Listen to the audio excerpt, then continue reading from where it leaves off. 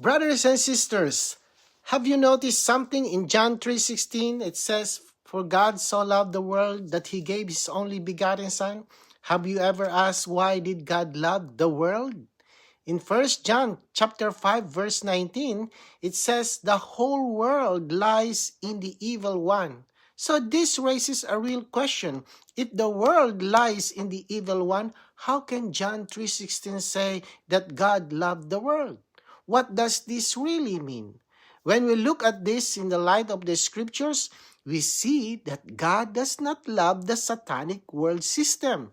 God does not love what Satan has organized, but God does love the people in the world. Fallen mankind, the human beings he created who are now under sin and under Satan's usurpation. God's love here is a rescuing love. And this love is not just a feeling. John 3:16 says that God loved the world in this way that he gave his only begotten Son. God's love is proven by what he has done. He gave his Son, that this love has been manifested and accomplished. Then the verse tells us that everyone who believes into him would not perish but would have eternal life. To believe into Christ is to receive him, to enter into him, and to be joined to him. So this shows us God's intention.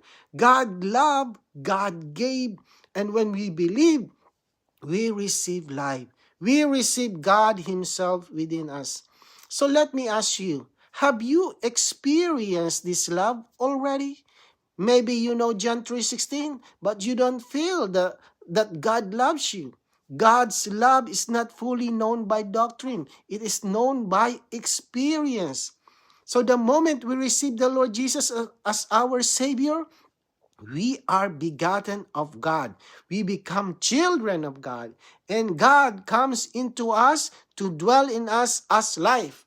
Then John 3:16 is no longer just a verse. It becomes our living and experience. So praise the Lord, brothers and sisters. Did you receive it today? Then let's pray. Lord Jesus, thank you. You came and saved us. You came and saved us from this world. Thank you, Lord Jesus. Amen.